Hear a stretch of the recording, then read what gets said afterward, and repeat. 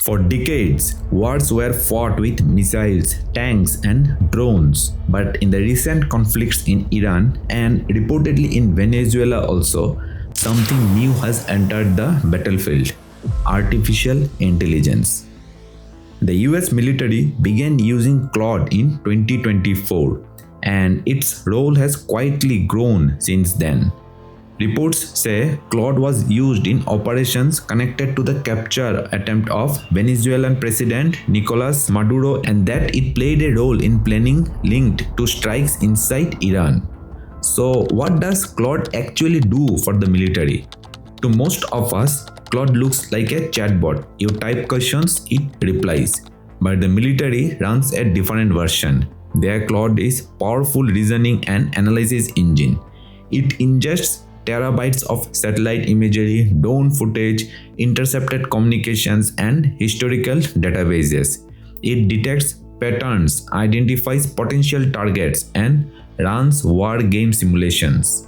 Think of it as a war room assistant that never sleeps. One of its principal users is US Central Command.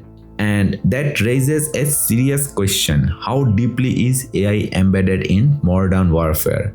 And who is responsible when something goes wrong? The widely covered bombing of an Iranian elementary school, which killed 170 little girls, could be a case of mistaken targeting.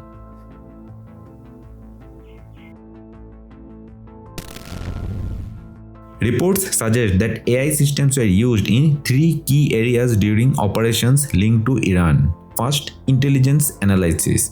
Modern warfare produces enormous amount of data: satellite imagery, drone footage, communication intercepts, and historical intelligence database. Analyzing all of this manually could take weeks. But AI system can process the same information in hours. Second, target identification. During the opening days of the conflict, there were reports of around 2,000 ballistic missile strikes across Iran. AI systems help detect patterns in behavior, such as unusual vehicle movement, missile launchers activity, or leadership travel routes. These patterns can help identify potential military targets. Third, battle simulations.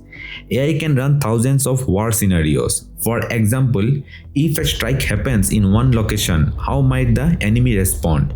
This type of simulation previously required a team of analysts working for days, but AI can now run these models much faster. AI did play a role in killing of Ayatollah Khamenei. CIA had been tracking Ayatollah Ali Khamenei's movement for months, slowly building a detailed pictures of his routines, locations, and travel patterns. Over time, analysts were able to map where he visits and how his schedule evolved. Then came what intelligence officials call a breakthrough moment. Surveillance indicated that a high-level meeting of Iran's leadership was about to take place. The meeting was scheduled for Saturday, February 20th, inside a compound in Tehran. Most importantly, intelligence suggested that Iran's top leadership would be present, including Ayatollah Khamenei himself. The operation began early morning. Fighter jets were armed with long-range precision munitions, weapons designed for surgical strikes. The strike reportedly killed several senior Iranian officials. In warfare, accurate intelligence can mean the difference between victory and failure. But what's changing today is not intelligence itself, it's speed. Artificial intelligence is now part of the decision support process. The idea is that they help cut through the fog of war, allowing commanders to focus resources where they matter most, while potentially being more accurate than tired, overwhelmed, stressed human soldiers. Iran is not the only example. Reports suggest that AI tools, including Claude, were also used in operations connected to Nicolas Maduro in Venezuela. According to multiple reports, the US military used Claude during a 2026 raid that resulted in Maduro's capture. The system was reportedly accessed through Palantir Technologies, a contractor that works closely with the US Department of Defense and federal law enforcement agencies. We will come to Palantir later.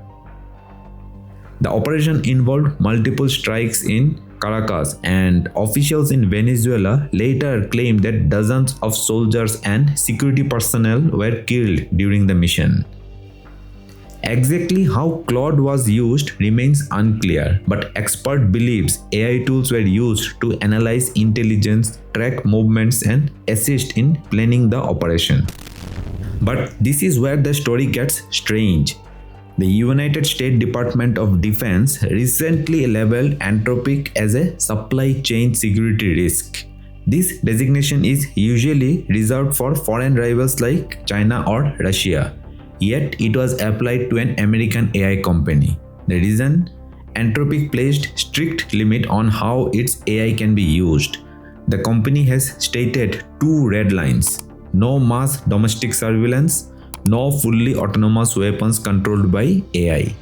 These guardrails created tension with the military, and now Anthropic is reportedly challenging the Pentagon in court. Just as Anthropic fell out of favor with Washington, another company stepped in: OpenAI. Shortly after the controversy, OpenAI signed a deal with the Department of Defense.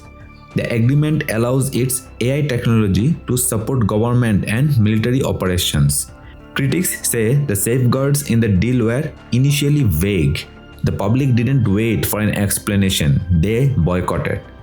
ChatGPT's uninstall skyrocketed by nearly 300% in a single day. OpenAI later clarified the policy. Tech leaders promise that artificial intelligence will one day cure cancer and poverty and greatly increase our quality of life. But the new technology's most obvious impact has been on the warfare. For those with access to them, AI systems like Claude make it dramatically easier to bomb hundreds of targets at the same time, and much harder to figure out who is accountable when something goes wrong. Behind many of these AI systems is a company most people have never heard of: Palantir Technologies. Palantir builds software used by intelligence agencies and militaries around the world. Their system integrates massive datasets from multiple sources: satellites, drone feeds, surveillance networks, signal intelligence.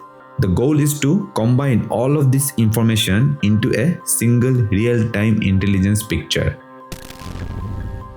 One of the Palantir's most important military tool is Project Maven, helping provide real-time targeting and target prioritization. Systems like Maven, sometimes combined with AI models such as Claude, have been used in counter-terrorism operations and were reportedly involved in the intelligence analysis during the raid that captured Nicolas Maduro in Venezuela. But beyond the battlefield, AI is already used for massive public surveillance. ICE is using similar tech to track immigrants. The company conducts mass surveillance in the service of state violence. The Israel government began using Palantir software in 2014 and significantly scaled up its partnership in 2023. In recent conflict, Maven reportedly generated hundreds of possible strike locations. It even ranked them based on priority. Human commanders still make the final decision, but AI increasingly shapes the options. This also reveals an important distinction. Commercial AI and government AI are not the same. Commercial AI focuses on productivity, writing emails, generating images, answering questions. Government AI operates in a completely different environment. It handles classified data. It integrates intelligence from multiple agencies, and its decisions can influence military operations. In short, one version of AI helps you write a document, the other helps governments plan wars. This raises a difficult question: who is responsible when AI makes a mistake? If an AI system suggests a target and a human commander approves it, who is accountable if civilians are harmed? At the moment, international laws still places responsibility on the human commander. But as AI systems become more complex, tracing how decisions are made becomes harder. Even the engineers who build this system often don't fully understand how these algorithms reach conclusions. Artificial intelligence is changing warfare. Faster intelligence analysis, faster targeting decisions, faster battlefield simulation. Supporters argue this could reduce human error and make strikes more precision. Critics warn that it may simply accelerate conflict. And when machines begin influencing life and death decisions, the line between human control and algorithm control becomes dangerously blurred. Artificial intelligence is no longer just a tool for writing emails or generating images. It is rapidly becoming part of the infrastructure of modern warfare. And as government, tech companies, and militaries race to build more powerful systems, one question remains: who will control the machines when the machine begins shaping the battlefield? That's all for today's video. See you again.